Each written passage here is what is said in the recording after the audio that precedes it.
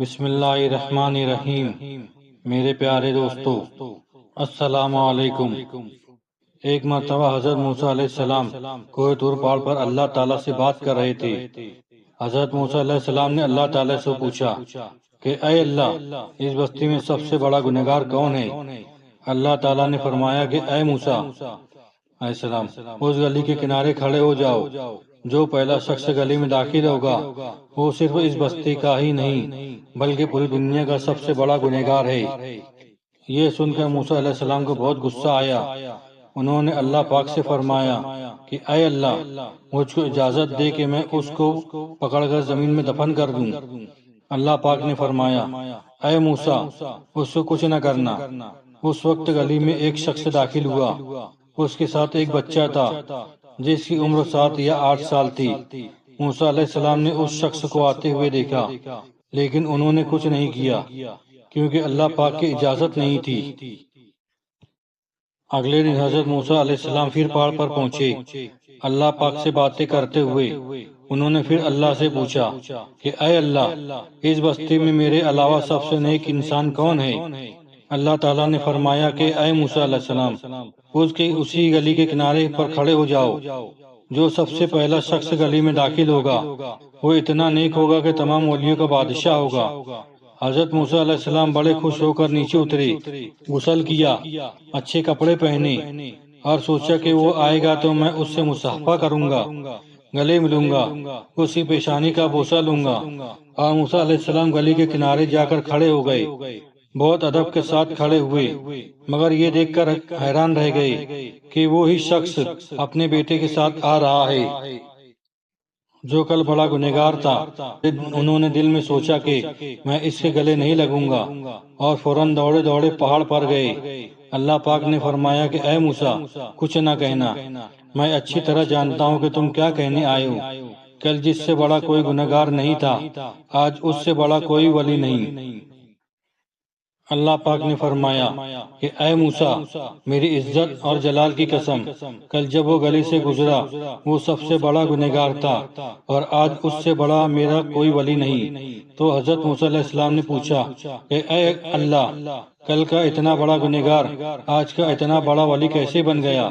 اللہ پاک نے فرمایا اے موسیٰ علیہ السلام، پہلے میری بات سن لو، پھر خود فیصلہ کرنا۔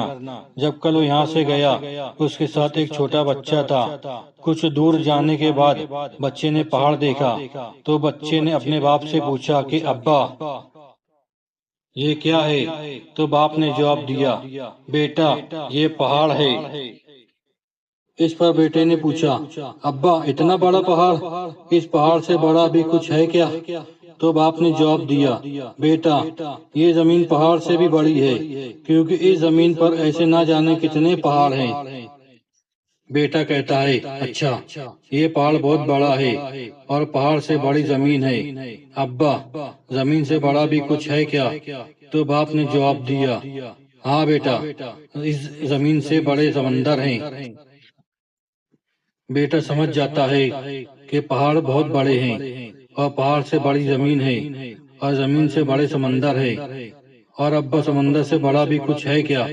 بچے کی بات سن کر باپ کہتا ہے، ہاں بیٹا، سمندر سے بڑا بھی آسمان ہے، کیونکہ زمین اور سمندر سب آسمان کے نیچے ہے۔ یہ سن کر بیٹا کہتا ہے، ابا، پہاڑ بہت بڑے ہیں، اس سے بڑی زمین ہے، زمین سے بڑے سمندر ہے اور سمندر سے بڑا آسمان ہے۔ ابا، آسمان سے بڑا بھی کچھ ہے کیا؟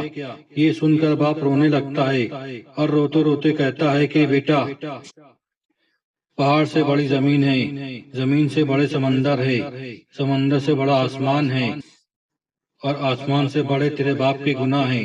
اس پر بیٹا کہتا ہے، ابا، آسمان سے بڑے آپ کے گناہ ہیں، مگر ابا یہ بتاؤ، آپ کے گناہ سے بڑا بھی کچھ ہے کیا؟